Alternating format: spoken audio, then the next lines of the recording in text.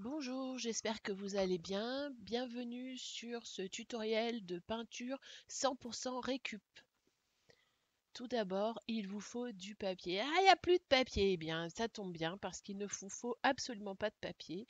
C'est un tutoriel de recyclage. Plutôt que de prendre du papier, vous pouvez prendre du carton souple, comme par exemple un paquet de céréales. Là, en l'occurrence, j'ai envie aujourd'hui de vous montrer quelque chose de plus grand que le paquet de céréales que j'ai utilisé l'autre jour. Les pochettes de papier canson sont très pratiques parce que déjà, eh bien, elles sont bien blanches, assez épaisses, lisses sans être imperméables. Il vous faut également des feutres usagés. Là, on ne va absolument pas se servir de lamine. Donc, vous prenez un feutre qui ne marche plus du tout, vous le coupez à son extrémité. Attention, si vous êtes un enfant, demandez de l'aide à un adulte, c'est assez dangereux, hein. Et vous sortez la cartouche. Tout ce que nous allons réaliser va se faire à l'aide des cartouches de feutre. Donc vous pouvez vous préparer à l'avance plusieurs cartouches comme ça, de couleurs.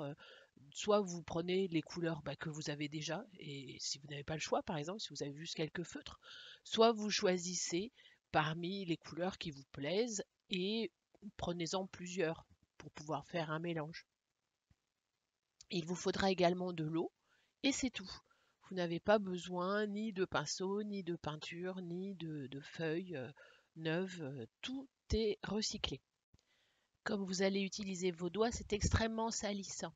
Les cartouches de feutre vont teindre vos doigts et c'est pas une peinture qui part au bout d'un simple lavage, hein. Ça donne vraiment l'impression que c'est teint dans la masse. Le pire, c'est le bord des ongles. Alors, si vous voulez éviter ça, vous pouvez prendre un plastique usagé, type plastique d'emballage, et vous entourez les mains avec, comme ça, vous saisissez les cartouches à travers le plastique. Bon, moi, je trouve pas ça pratique du tout, et puis, j'ai l'habitude de me salir les mains. Pour commencer, je fais un fond avec beaucoup d'eau et en diluant l'encre des cartouches sur ma feuille. J'étale bien, j'en mets vraiment partout. Euh, En séchant, la peinture va avoir tendance à s'éclaircir. Bon, c'est à moi de voir ce que je veux faire comme fond. Je le fais un petit peu au hasard. J'ai une vague idée quand même de ce que je veux faire. Je travaille en ce moment sur le thème de la Lune, donc il y aura des ronds, ça c'est sûr. Mais c'est assez intuitif. De plus, ce n'est pas un tutoriel très précis, c'est-à-dire que je vous montre des pistes à suivre. L'objectif est surtout de vous donner l'inspiration et de vous montrer ce que l'on peut faire avec de simples feutres usagés. Ensuite, je laisse bien sécher. La feuille étant complètement détrempée, ça va me prendre quelques heures, mais il est important pour la suite que ce soit bien sec. Je vous conseille de faire glisser votre support, que ce soit du papier ou du carton, sur une planche pour le faire sécher, sinon il risque d'adhérer à la table. Je reprends donc mon dessin une fois qu'il est sec. Et là, je vais utiliser des formes découpées. Si vous n'avez pas de ciseaux, vous pouvez déchirer du papier un petit peu épais avec vos doigts et faire des formes comme vous le souhaitez. J'ai choisi des couleurs dans un camailleux de violet, c'est-à-dire que j'ai opté pour des couleurs assez voisines de la couleur violette. Rose, rouge, violet, mauve, bleu, bleu foncé, noir. J'ai choisi des tonalités voisines. Cependant, vous verrez que par moments j'utilise des feutres qui tranchent complètement, comme vert, jaune et orange. C'est pour réveiller un petit peu par endroits ma composition. J'utilise l'intérieur des cartouches de feutre. Si vous êtes un enfant, demandez encore une fois à un adulte de vous aider à découper les cartouches. Vous pouvez également en préparer à l'avance. Je frotte avec l'intérieur des cartouches le long de mon gabarit. J'aime bien utiliser ce système pour faire des formes géométriques sur ma feuille. J'utilise aussi les chutes du papier que j'avais découpé de la pochette de feuilles. Comme ça, j'ai des bords bien droits. Je peux aussi déchirer pour avoir des bords un petit peu plus arrondis.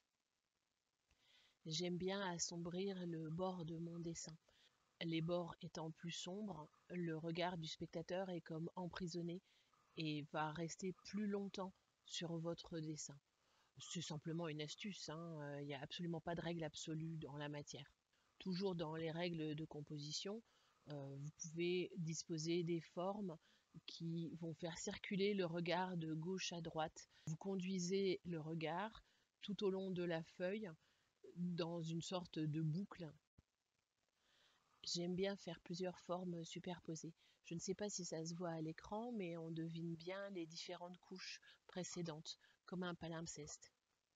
J'ai tendance à faire une peinture un peu trop lisse. Alors cette fois-ci, j'ai décidé de la salir un petit peu, de faire des griffures, d'assombrir certains endroits. Ah là, c'est un petit peu trop sombre quand même. Bon, pas de problème, il suffit d'ajouter de l'eau et tout s'en va instantanément. Cette encre part très facilement à l'eau. D'ailleurs, c'est un bon moyen de faire des jours dans le dessin. En fait, vous faites des gouttes, vous tamponnez ensuite avec un petit chiffon et ça fait des jours. Le plus difficile, c'est de faire des gouttes bien rondes. Là, j'ai fait des jours qui ne sont pas très homogènes. Je les recouvrirai ensuite lorsque le papier sera à nouveau sec. J'ai eu un petit problème technique, la carte de mon téléphone était saturée. Bon, pourtant, je pensais avoir une extension mémoire, mais bon, du coup, là, on saute directement au résultat final.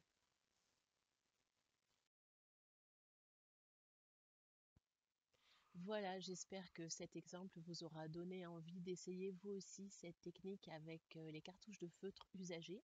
Merci d'avoir regardé cette vidéo. Prenez soin de vous et à bientôt.